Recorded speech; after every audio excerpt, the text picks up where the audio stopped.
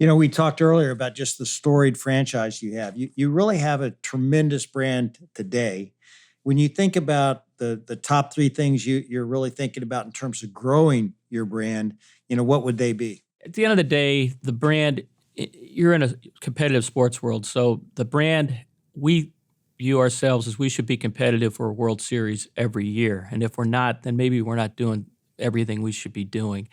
And we view ourselves as stewards of that franchise, we're not business owners. We're not maximizing the valuation. I tell people I don't really care about the valuation. What we care about is, winning championships for this city because it's such a positive. When I think back on the 3 world championships the Giants had, it was just an amazing time to be in San Francisco, to be in the Bay Area. That's what we're striving to be. And I think, I feel confident that we're on the right path to get there again. It'll be so great for the city of San Francisco to have the Giants, back in the playoffs and competitive.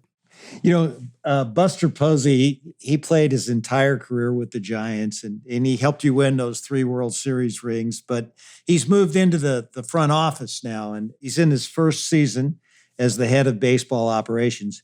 How do you think about promoting from the inside instead of looking outside? Well, I always think it's the first place you should look. I mean, it's so important to, again, back to what we talked about earlier on retention and opportunity for people.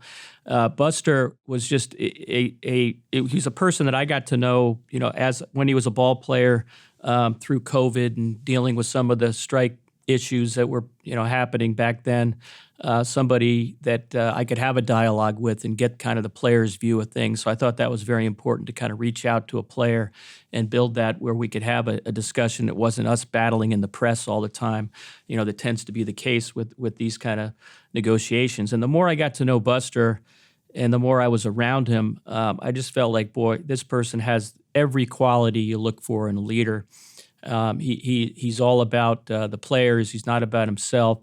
He's extremely intelligent. He has an amazing EQ, and probably moved into that role a couple of years ahead of what we would have anticipated or planned or thought or even would have offered. But it was just the opportunity was there last year, and having him as part of the ownership group and part of the board, where all of us felt extremely comfortable with him. And the first thing he did was hire from within his 2 key hires, where he felt like, I'm out here interviewing these people. We've got the best 2 people right here in the organization, and I fully supported that. And it's been very positive overall for the baseball operations people.